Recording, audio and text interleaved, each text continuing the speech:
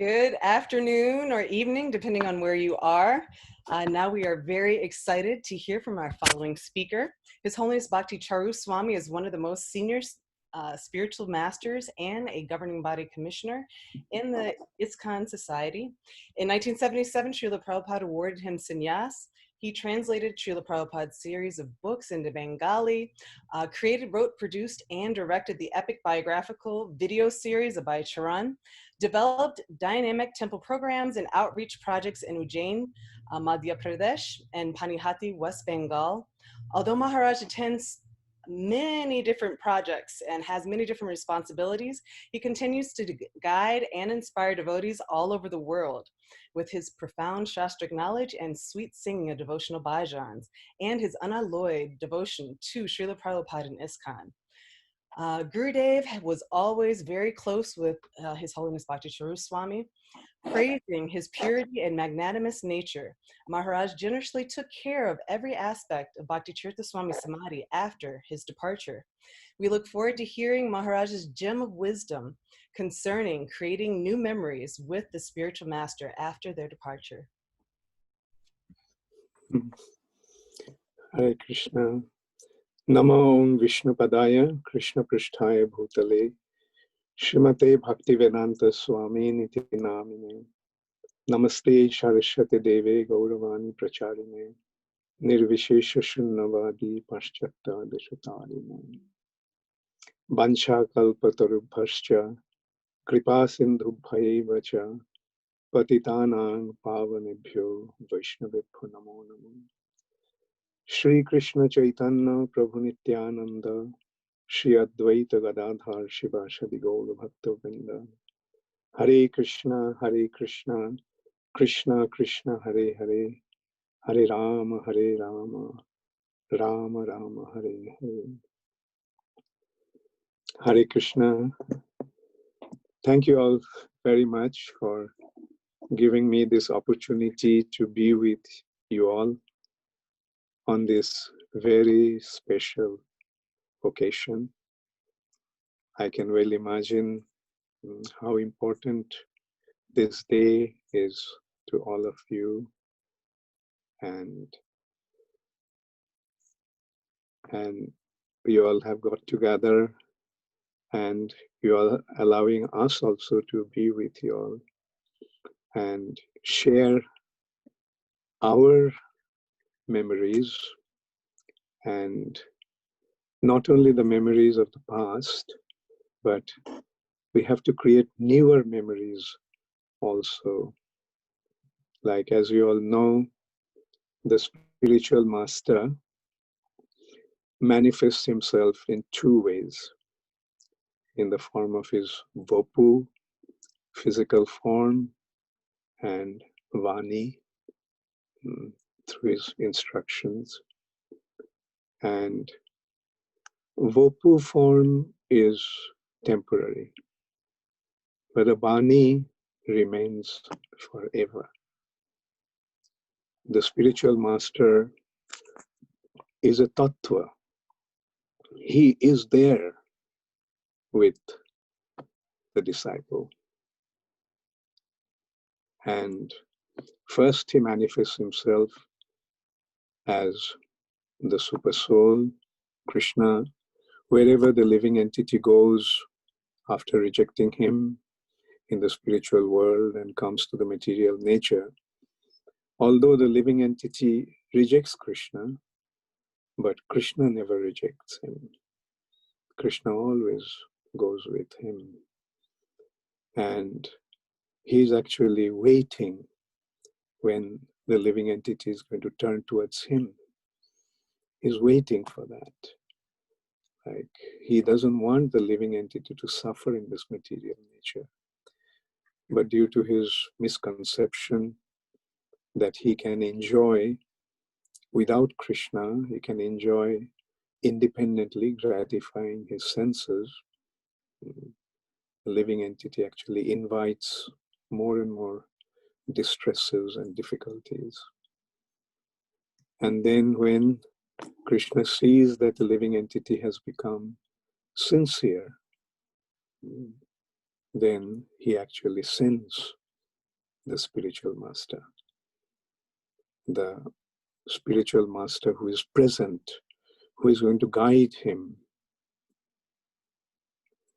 individually, guide him like a concerned, well-wishing teacher. And that process is established, process is presented, and by following that process, we actually make spiritual advancement. For that matter, I will say that His Holiness Bhakti Tirtha Maharaj has left a wonderful legacy in the form of his Vani. He wrote so many volumes of books, steeped with spiritual wisdom, steeped with inspiration, steeped with guidance. And it's just a matter of following those instructions. And that way, we always remain with the spiritual master. Spiritual master is never away. And that is a very, very important consideration. Like we have noticed when the spiritual master is present on the planet, some individuals, some disciples become very, very enthusiastic in serving him, completely committed to him. But then we see when the spiritual master disappears, they actually drift away. And that is actually a very unfortunate thing to happen. I mean, but it's a reality. Like if we consider Srila Prabhupada had about 10,000 followers, about 6,000 initiated disciples. But today when you look at ISKCON, where are they? Just a handful of them are actually here. And this is an unfortunate state of affair. And this we have to overcome. And the way to do that is by proper association. We have to remind each other. If we leave it up to individual to probe and tread the path, it will be difficult. And especially when this material nature is so strong, the allurement of the material nature is so strong, we tend to get carried away through this illusory energy of the Lord. And these are the challenges that we have to. And so when we look at Bhakti Tirtha Maharaj's achievements, so many wonderful achievements. He had been undoubtedly one of the most exemplary leaders of ISKCON. His commitment to Srila Prabhupada was unique, and his love for Srila Prabhupada was so exemplary. So to have such a wonderful leader in front of us is actually a sure sign of extreme good fortune. And we have to take advantage of that. We should not think that he left. He reasons ill who thinks that Vaishnava died. Vaishnava continues to live through his Vani and through his commitment to Krishna consciousness. And you all are very fortunate that you have such a wonderful spiritual master. And you all are, I'm sure you all are helping each other in your spiritual journey with your spiritual master in the center. And then Srila Prabhupada is showering his mercy upon you all. And so carry on in this way. Spiritual life is always new. is Anandam Buddhi Vardhanam. Continuously it increases the joy, Ananda, Ambudhi, an ocean of ecstasy. Vardhanam, it continues to expand. It's never ever monotonous or boring.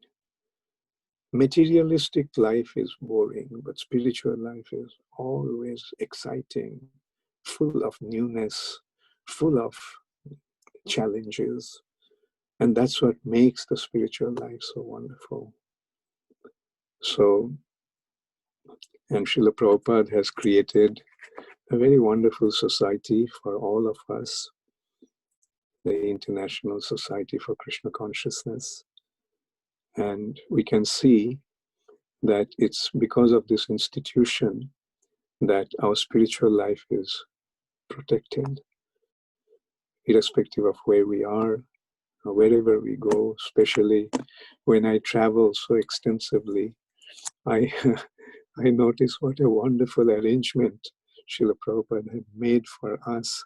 Wherever I go, I have my family, I have my relatives, I have my brothers and sisters and nephews and nieces. So this is such a wonderful creation of Srila Prabhupada.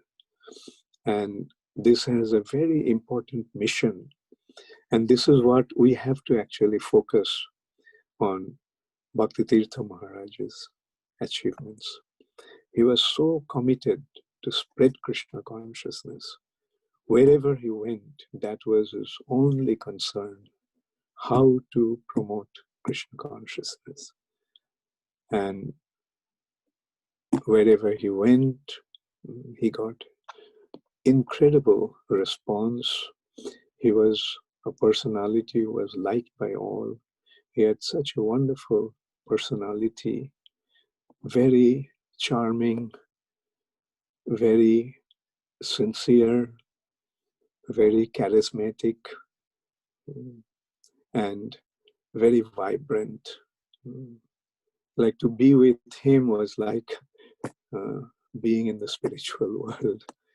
Even when he was having physical difficulties, I saw he was never ever depressed. His spirit was always so high. And that way you can see that he was not in his bodily concept of life. He was in his pure spiritual consciousness. And that is what Krishna consciousness is. There are only two ways: Maya, or the world of sense gratification, or Krishna consciousness, service to Krishna. Just two options are open. When we are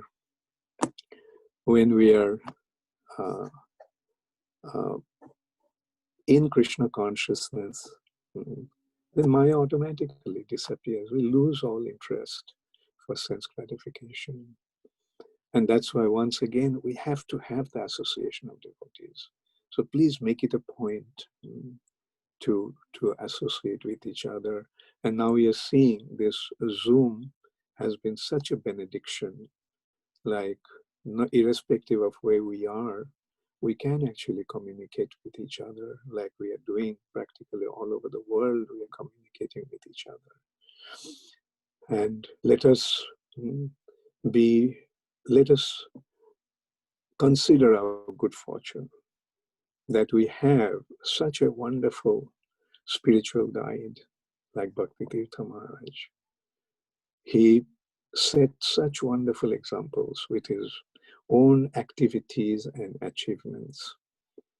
And if we focus on that, then we will see like how wonderful the spiritual path is. And Prabhupada pointed out time and time again that it's a very systematic process. Just the process is simple. Like when Chaitanya Mahaprabhu was instructing Srila Rupa Goswami, he just established that system very, very simply.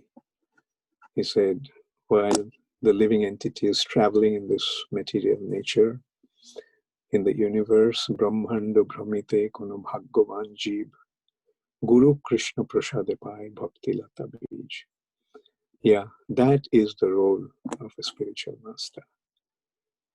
A living entity is traveling in this universe from different types of bodies, trying to enjoy through his sense gratification. But if fortunately he comes across a bona fide spiritual master, then bona fide spiritual master gives him Bhakti Lata Bij, the seed of creeper of devotion. This devotion has been compared to a creeper, like a plant. And when one gets that seed, then one must plant it in the field of the heart. And one must be careful that the field is properly prepared. Because if the field is not fertile, then the seed will not fructify. Therefore, we have to fertilize that field with Shraddha, with faith. With faith, Krishna is there. And we all are part and parcel of Krishna. And we all are coming from the spiritual world. This world is not the place where we belong. And that faith, and with that faith, let's plant that seed. And then the seed will fructify. And when the seed fructifies, two leaves manifest in two different ways. One is total cessation of suffering condition, kleshagni, and shubhada, appearance of all auspiciousness. So that is the immediate result of accepting devotional service properly. And then now the seed has sprouted into a seedling. So now it has to be watered. And how to water them? By hearing and chanting. By hearing and chanting. So these are the simple process. If we follow that process, it will work. And then the Bhakti Lata will start to grow. And it will penetrate through the coverings of the universe. It will come to the Brahma Jyoti. It will go beyond Brahma Jyoti, Vaikuntha. And then it will come to Golok.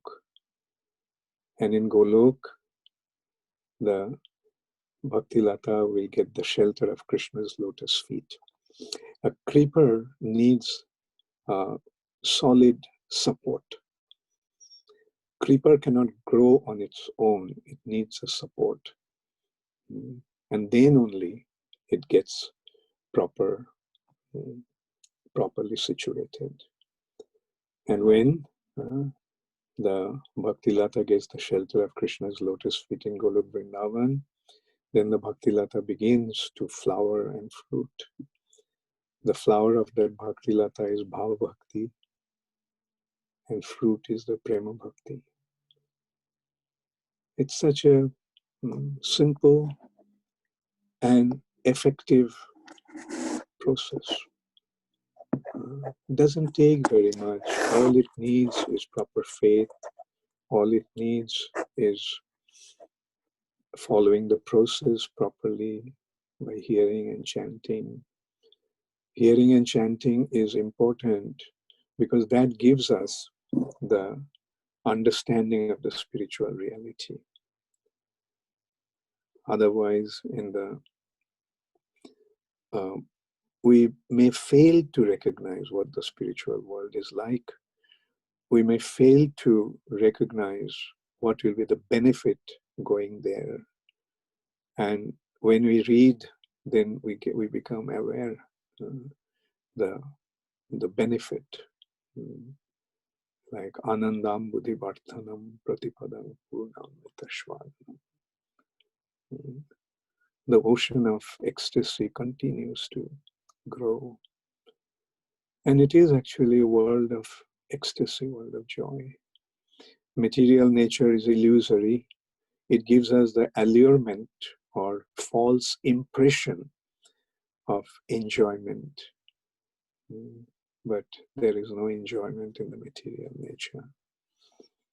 An example has been given in that respect, that when, say, we are seeing the reflection of a tree on a pool of water.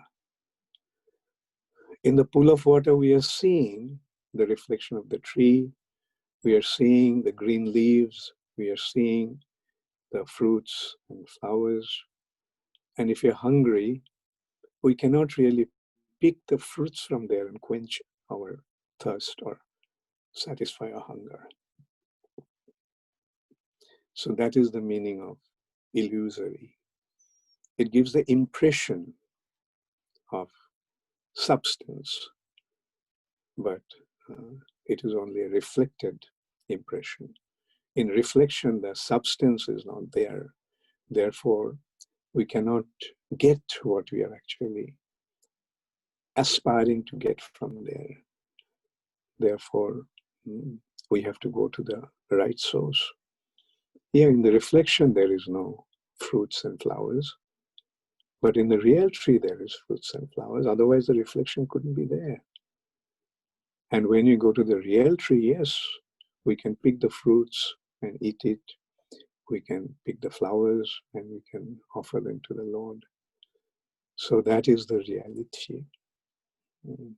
So we are actually approaching from the world of illusion to world of reality.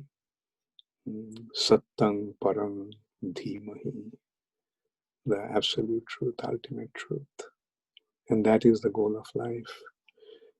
And acharyas, illustrious spiritual masters like His Holiness Bhakti Tirtha Maharaj, so elaborately has given all the informations of that reality. And let us take full advantage of this wonderful good fortune that He has created for us. Please remember that He wrote so many books just for your benefit, just for our benefit. Let's take advantage of that and never ever think that He left. He is there. He is there. And when we become purified from the material contamination, then yes, we will be able to enter into the spiritual world. And in the spiritual world, we'll have His association. All the spiritual personalities will be there. This is a world of absolute reality.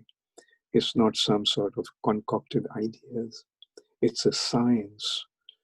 And time and time again, we have seen how systematically this process has been established. Like it's a science. Who can ever deny the existence of soul? But unfortunately, in today's world, in the name of science, people are introducing all kinds of misconceptions, and as a result of that, the whole world has become so atheistic and misdirected and suffering. So we have a very important responsibility. And Chaitanya Mahaprabhu gave the instruction, whoever you see, just speak to him about Krishna. It doesn't matter how effective you may be.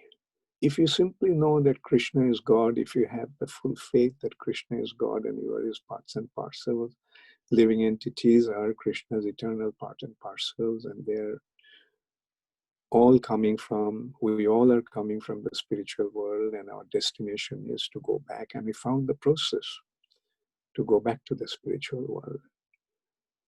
And we can make our life successful. And Prabhupada pointed out that when you practice the process, you're already liberated. We do not have to separately hanker or aspire for liberation. We are already liberated. Prabhupada gives an example, like in a prison, the criminals are being punished. But in the prison, those who are serving the king, although they are in the prison house, they are not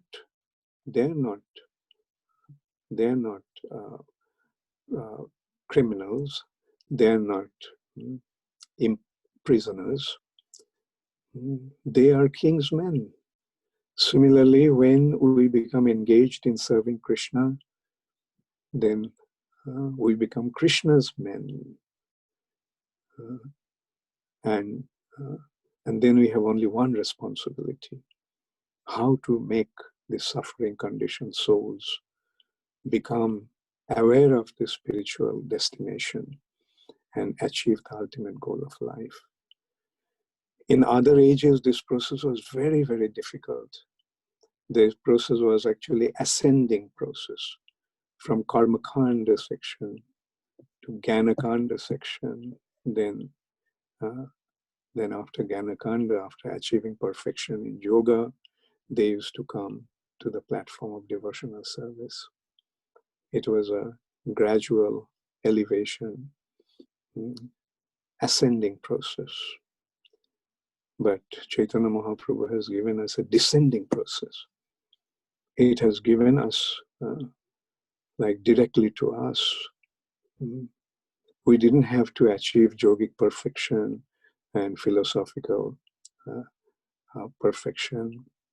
Like, it's just a matter of practicing the process that Chaitanya Mahaprabhu gave, and directly devotional service. And the process is just chant the holy name of the Lord. The Lord himself has given the process. So let us just take advantage of this process and inspire others also to accept the process wholeheartedly.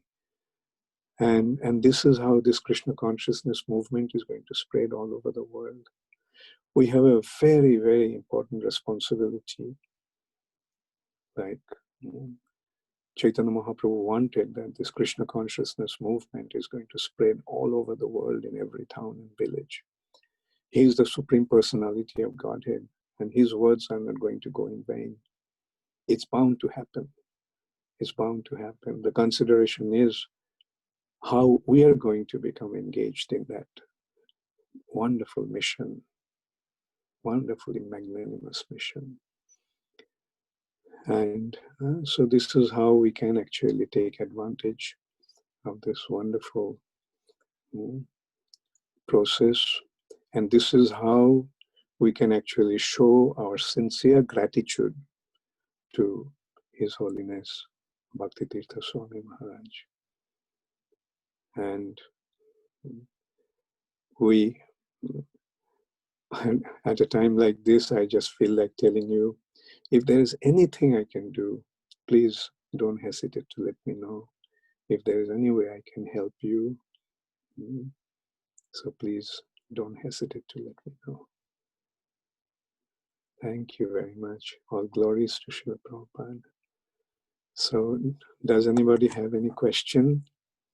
Can we just request that your questions are put in the chat room, please, rather than unmuting yourself? So, Krishna Shakti, if you could continue. Thank you very much, Maharaj. Very exciting, enlivening as we reflect on Gurudev's pastimes and how he was able to serve Chaitanya's mission and Prabhupada's mission, and how every day should be basically a living miracle and things should be happening and manifesting, because Krishna consciousness is exciting if we actually delve into it. So our first question that we're going to ask everyone that participates is, given the current climate with the COVID pandemic and the social, political, racial strife in America, and also globally, what message do you think Guru Maharaj would say during these times of trials and tribulations? Yeah, you see, nothing happens by chance or accident. It is said that when we do not know the reason, then we say it is accident. Nothing happens by chance. And we don't really have to go very far. Just consider so many cows and so many animals are being slaughtered. And how can we expect that there won't be any reaction? And we are seeing that the human civilization, they're so proud of their achievements. Just some microbes brought this whole human civilization to a standstill. So that shows, and that actually should make us serious about our involvement in this world and try not to do the wrong thing and tell people to do the right thing. And it is, in a way, it's fortunate that it could have been so much worse. Like, just consider, had there been a war as a reaction of those sinful activities, what would have happened to this world? I mean, but world is not really suffering so much. I mean, it came to a standstill, but life goes on, people are not suffering so much. Yes, they're getting affected by the contagion, but many people are recovering. Not that many people are actually dying. So it's a warning, like, let's wake up with the warning. And we must take advantage of this. Like, preach to people, please stop eating meat. And, you can consider, like, all these terrible diseases are coming from meat. But not a single disease developed from vegetable. Not a single disease actually developed from vegetable. So that actually shows. And so let's wake up and let's prepare ourselves. And as much as possible, let us try to educate people and tell them that, look, stop eating meat. And there are so many ideas or so many research concepts are coming out. Like, I just read the other day that this coronavirus is actually affecting individuals, those who have animal fat in their body. That means those who are eating animal flesh, they are susceptible to the contagion. And so let's become aware of all that. And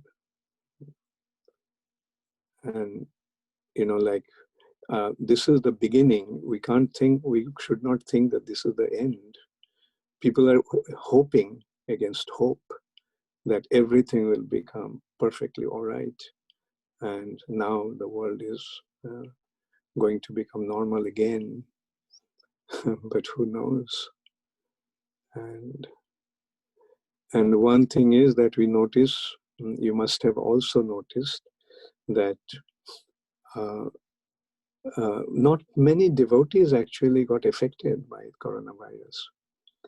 The countries have been devastated, like Italy, Spain, and USA, India. But very few, practically negligible number of devotees have been affected by the virus. And only place that we had some tough time is UK, and that was due to some, I would say, unfortunate happening like we didn't realize that it could happen. But most of them have recovered. About 97 devotees got affected. Only 2 died, and rest of them recovered.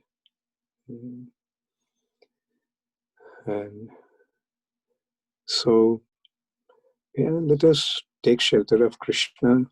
We know one thing, that if Krishna wants to protect, then who can kill us? And if Krishna wants to kill us, then who can save us? So let's just depend upon Krishna. And, that is the meaning of surrender. Whatever you want, just do it. Do with me. I am yours, and do whatever. And as long as I am active, as long as I am capable, please allow me to spread your glory. Please allow me to spread Krishna consciousness. That's our only prayer. Oh, thank you, Maharaj. Okay, so in continuation, there's another question that is asking about why devotees still suffer, and how do we know our relationship with the spiritual master is getting stronger?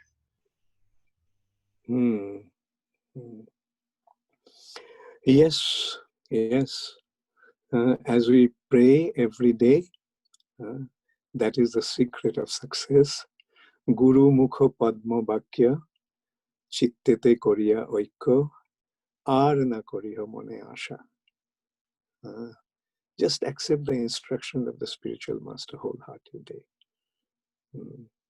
And do not aspire or do not hope for anything else. That should be our life's mission.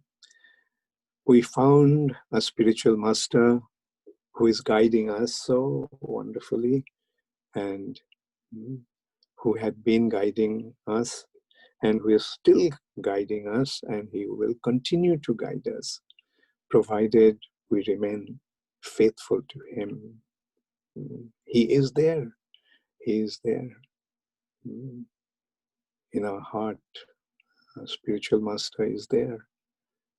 So we should never think that he is not there. So with that full conviction, we must continue to serve him and follow his instruction. He has given us so many instructions. He has established so many wonderful examples. Like, I didn't get into that because I'm sure others have also discussed about that. The way Bhakti Tirtha Maharaj committed himself in Prabhupada's mission, the kind of risk that he has taken, to spread Krishna consciousness in very, very difficult areas. And Srila Prabhupada appreciated him so much for that. And when Prabhupada met him in London, Prabhupada started to cry, remembering his dedication to him. And I remember Prabhupada used to wait for Bhakti Tirtha Maharaj's letters from behind the Iron Curtain. And he used to give such wonderful narrations of his adventurous exploits in those very dangerous situations. Like, he's indeed a hero, a real warrior, spiritual warrior. And we are so fortunate to have such a wonderful devotee within us. We have been blessed by his wonderful presence, and he is always there. He will always be there. And let that be the guiding factor, the source of inspiration for all of us. Jai. We are continuing in this line of thinking, and there's a devotee that is from New Orleans, and they've asked, they wanted to make a statement that they have been asked to speak on behalf of the Interfaith Coalition on behalf of the Hare Krishnas at a memorial prayer service to honor Black lives lost in police brutality, and given 3 minutes to speak, and they're asking for your guidance. So will they speak first, or should I go straight? It's anyway, I'll just go straight to the point. Like, you see, it's so unfortunate, like, to be, so cruel, so brutal, so inhuman, simply on being in the bodily platform. And that, natural, the whole world is enraged. Like, here's a person who was unarmed. There are 4 policemen. He was already pinned down. So why still torture him? And when he is crying that he cannot breathe,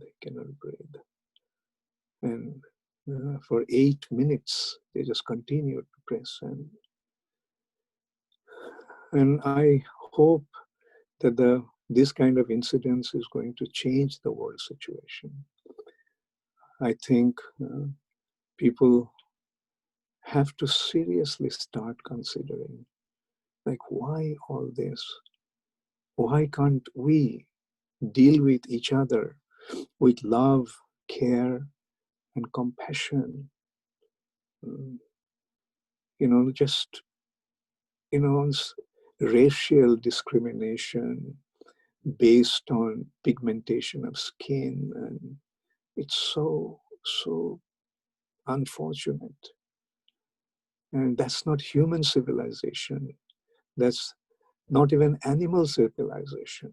It's even worse than animal civilization. And I hope that something will happen, and the police should be there to protect people, not to brutally treat people. And that is the purpose of police: give protection. And it is so unfortunate, that on the bodily platform, like white and black, and this race or that race, this religion, that religion. So the only solution actually is Krishna consciousness. And it will take a long way, but at least we can start moving towards the right direction. And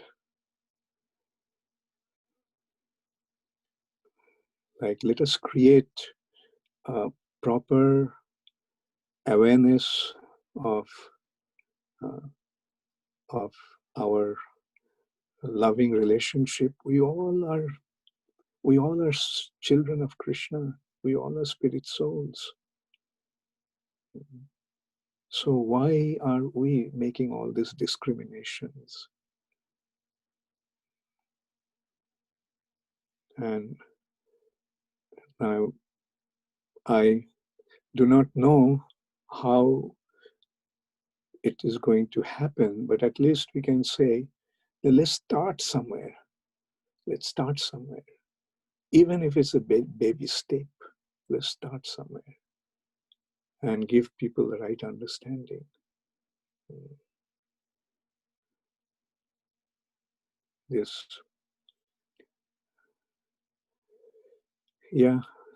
I hope all these unfortunate happenings will come to an end, and let us,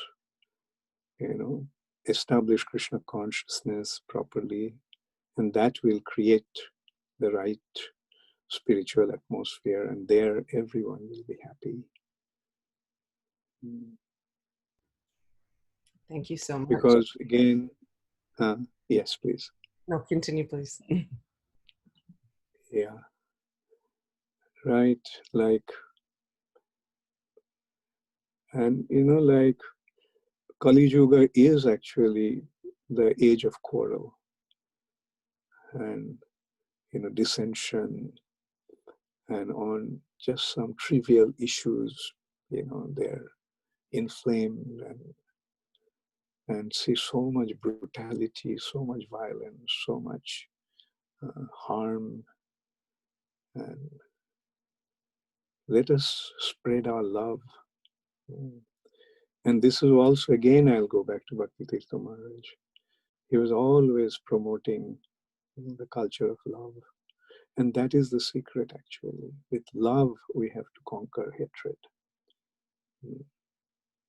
And Krishna consciousness is that love. Thank you. Thank you. Thank you very much. All right. So we have several questions in line. Was there any aspect of the preaching style and method of His Holiness Bhakti Tirtha Swami that you especially appreciated?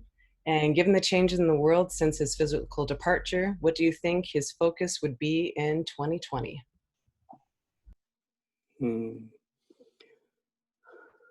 Yeah. You see, he was focused on the mission. Like wherever he went, he just was completely focused. And I have seen many times he had been misunderstood, mistreated.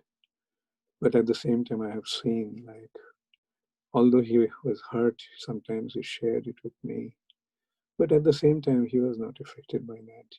Like he just felt what to do. Like it is. And so that is the thing, like he's so committed. That's commitment is the most important thing.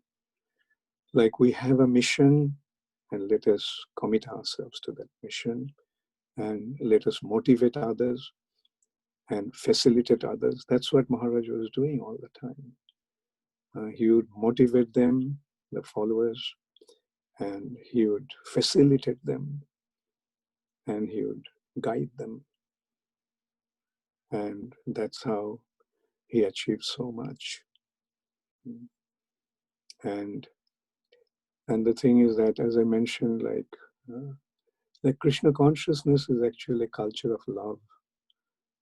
And Maharaj displayed it in a most wonderful way. He wanted to conquer everything, all the negativity through this positivity of love. I never seen him speak bad about anybody. He always appreciated everyone.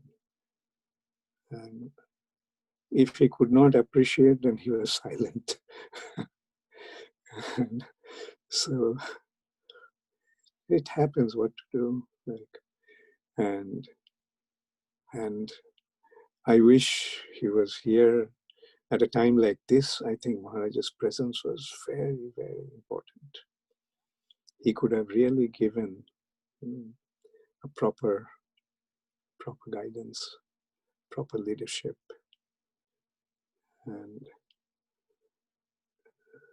And he was not at all in the bodily platform. He was always beyond the bodily designation and acted on the platform of spirituality, commitment to Krishna consciousness, commitment to his loyalty to Srila Prabhupada and his mission.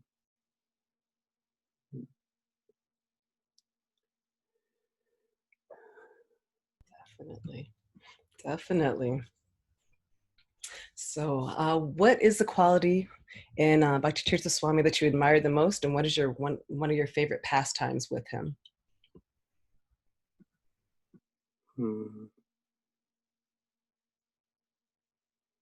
Mm. Well, it is a little personal thing. Maharaj was quite hurt the way some devotees treated him. He even went to our leaders for justice, but it was not properly dealt with.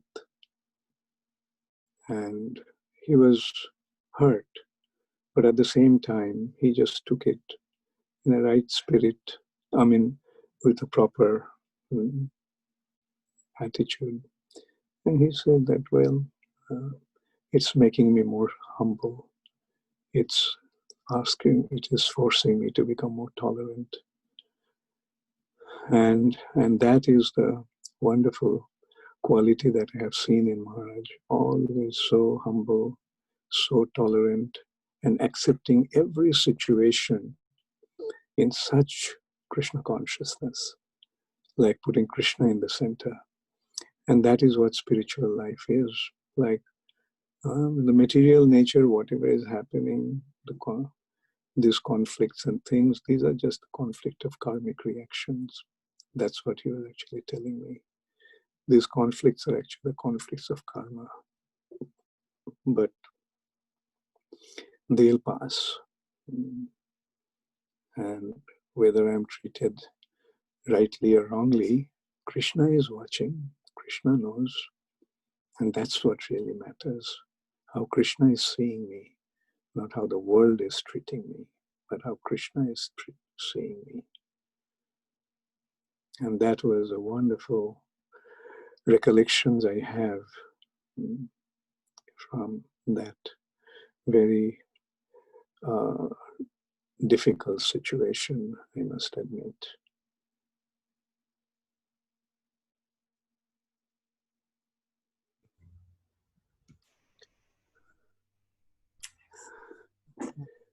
All right, the next question is, Respected Maharaj, please accept my humble obeisances. All glories to your divine feet.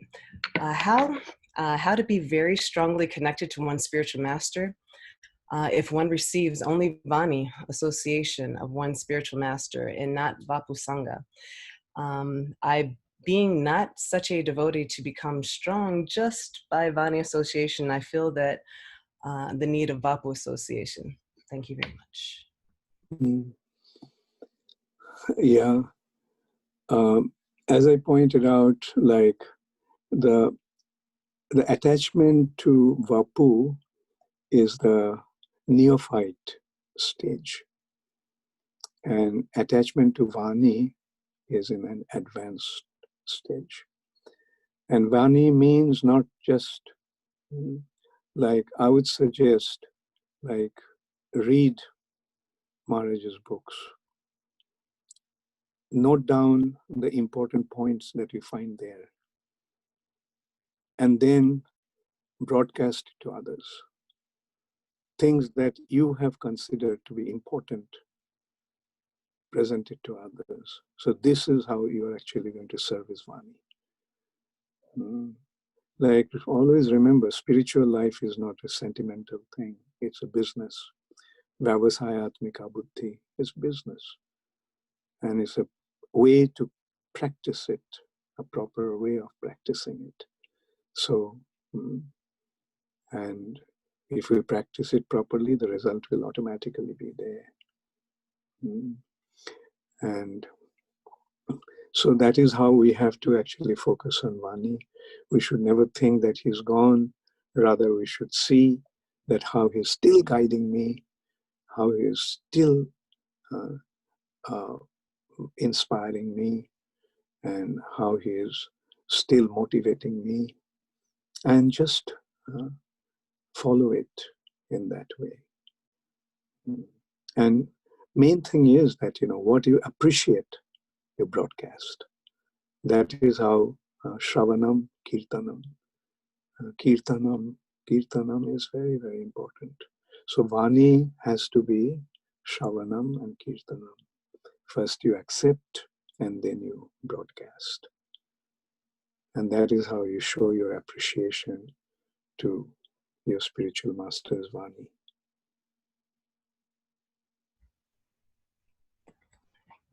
Thank you. All right, the next question.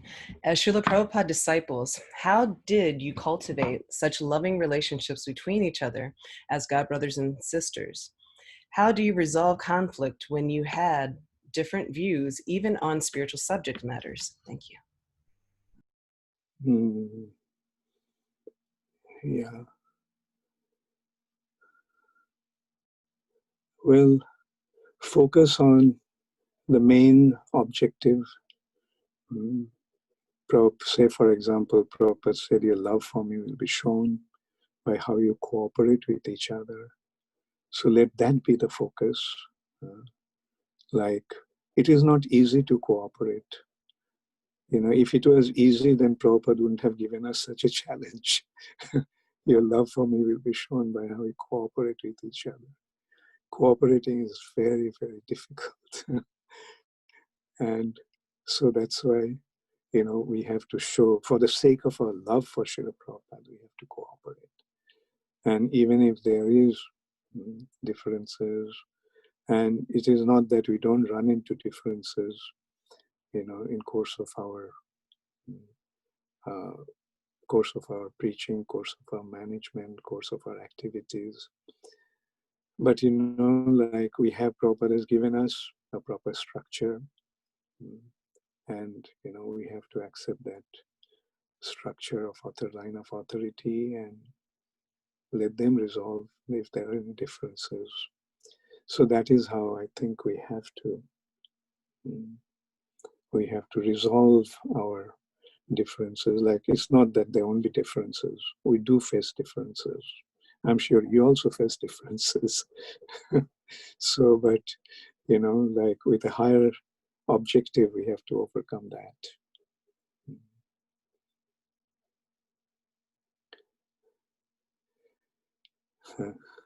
Definitely. Excellent. All right. So we have several questions. The next one is, there's a question about, okay, I believe Maharaj said devotees are liberated, but we still can come back again. So what does liberated mean? Liberated means that not entangled by the karmic reactions. Like, karmic reactions are not, you know, going to affect us. Like being completely under, say, for example, material nature. So let's consider the prison house. The prison house is meant for the criminals to be punished, prisoners to be punished. But those who are serving the king as his employees, although they are in the prison, but they are not prisoners. Also, when somebody surrenders to the king, like, although he is in the prison house, although he may have been the prisoner, but because he surrendered to the king actually tells the authorities, watch this person, he seems to be rectifying himself.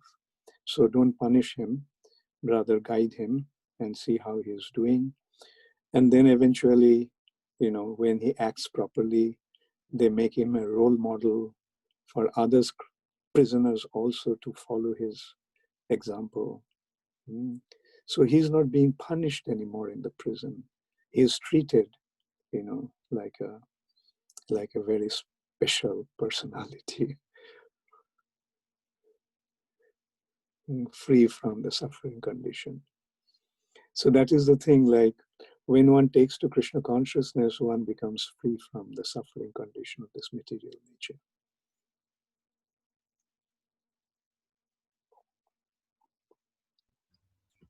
Definitely. Excellent. Okay, so we have a couple questions that we're going to actually try to combine here together. So when talking about Bhakti Swami, he pushed for better treatment and protection of women and children while on the planet. How do we address this in our movement in order to help moving forward? And then there's another question that is talking about in ISKCON, at times it remains to appear aloof in such social issues rather than actively, deliberately engaging to confront them. Should ISKCON actively engage? Should we as disciples of ISKCON and Bhakti Tirtha Swami actively engage? And most importantly, how?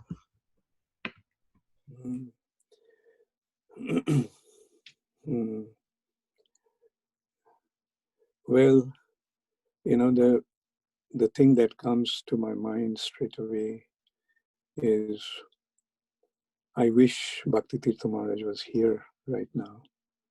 Then probably we would have been able to deal with those issues more efficiently and effectively. Like, you know, like, I don't know, like, I mean, as I was saying, like, I miss him, you know, like, because the vision, the wisdom, the dynamism, and that he had, our movement is lacking it today. I'm just being very straightforward. I mean, I wish we could be more involved in dealing with those issues, you know? Like how to create a society where we are situated on the basis of love and trust, and we are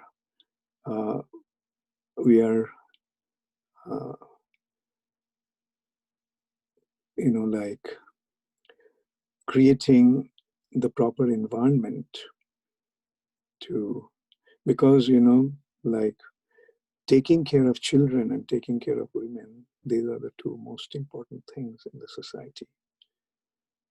And if we fail to do that, you know, that means we are failing. And as a result of what is happening, you know, like they're demanding, this is our right, that's our right, and it's just going on, you know, unfortunate conflict. And anyway, I mean, that would be my simple answer to that, you know, like,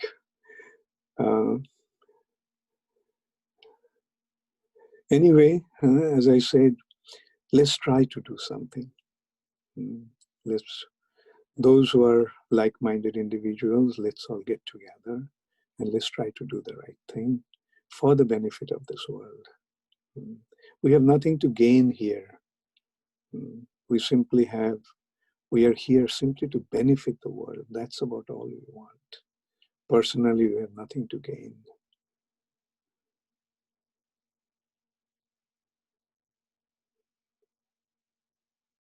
Definitely.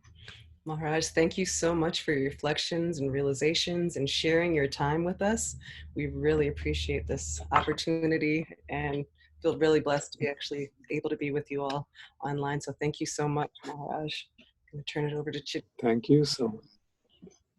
Maharaj. His Holiness Bhakti Swami Maharaj ki Jai. Bhakti Maharaj's 15th disappearance day celebration ki jai. Srila Prabhupada jai. Gaur Premanande Hari Hari. So Maharaj, thank you so much again. I wanted to share some announcements, but actually it's so wonderful that you're with us. And I want to tie a question in with one of the announcements. So actually, just to everybody, those of you who may be joining for the first time and those of you who have been on for the other sessions, as you know, we have been, as an offering to Gurudev on this 15th anniversary, been trying to raise the funds to be able to acquire his house completely as a gift to him, so paying off the mortgage. And we have in 12 days raised 3/4 of what we need, 75%. And Bhakti Caru Swami has been a big well-wisher and force in encouraging us to raise this. Maharaj, I just wondered if you wouldn't mind sharing a few words as to why, as disciples and well-wishers, the legacy of Gurudev's house. For you, your I'm understanding. sorry. Did you? Chita Shakti, I couldn't hear you. Okay. I was hoping that perhaps you could share, if you don't mind, some of your insight on the significance of preserving the spiritual master's home and base.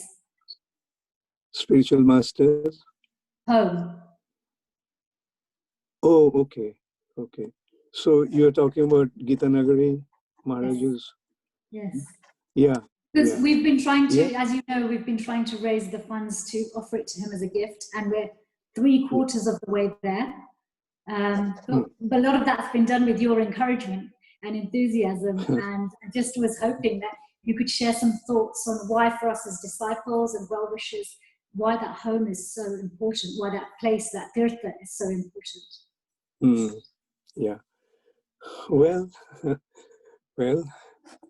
the spiritual master's home is a place of pilgrimage for us. So we should always try to protect that place and have this place as a place of pilgrimage. And and I think it's, we have gone quite a, 3/4 has been achieved, and so I think, it will happen. So whatever the shortfall, it'll be covered. Don't worry. Thank you for sharing that with us, and thank you so much for being with us.